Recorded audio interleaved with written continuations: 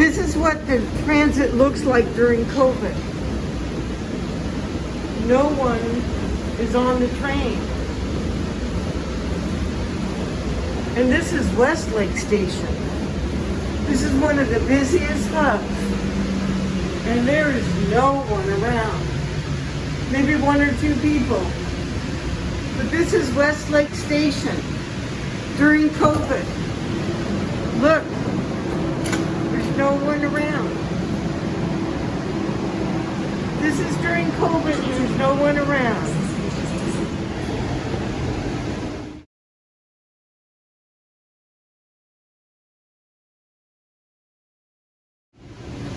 Now this is Capitol Hill Station, and I don't see anybody here either. This is usually a big, big station. You see one or two people. This is April 29th, or April 30th, it's Friday, and this is the Capitol Hill Station during COVID. And there's nobody here.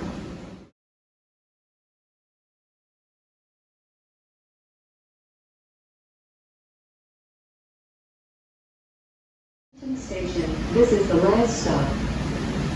We're at the University of Washington Station. And this is their last stop on this route. As you can see, at the University of Washington Station, COVID has affected this too, because you only see one or two people. This is usually packed with people, all sorts of people everywhere. So I hope you enjoy my show, Public Interest Issue Show. This is the time period during COVID. There's nobody around.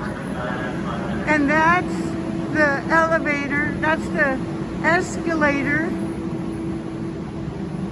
And it's just shocking, the effect that COVID has on Seattle and on transit. See, we're here in the University District and COVID has affected it and it is still empty. This is just amazing. This is just amazing. During COVID, there is nobody out. We are still affected by the COVID-19. Attention link riders. Masks are required by federal law. Thank you. Be safe.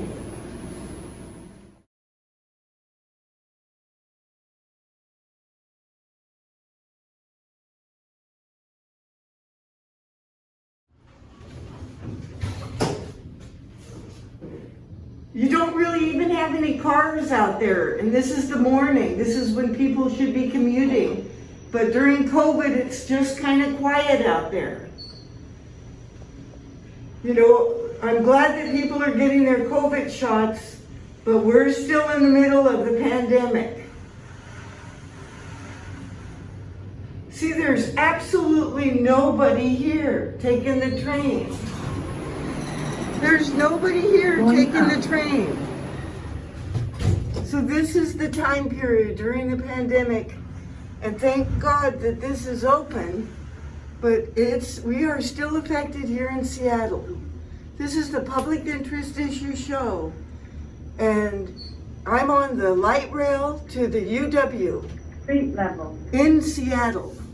Thank you for watching. This is the street level. This is where you usually see hundreds of people going to the University of Washington. But today, you don't see anybody heading that way. So I hope you enjoy this little segment on what effect does COVID still have on Seattle. It has a big effect. People aren't coming back. Yet. See, look at this. This should be a lot of people. Massive amounts of people going to the UW. It's just fascinating. Thank you for watching.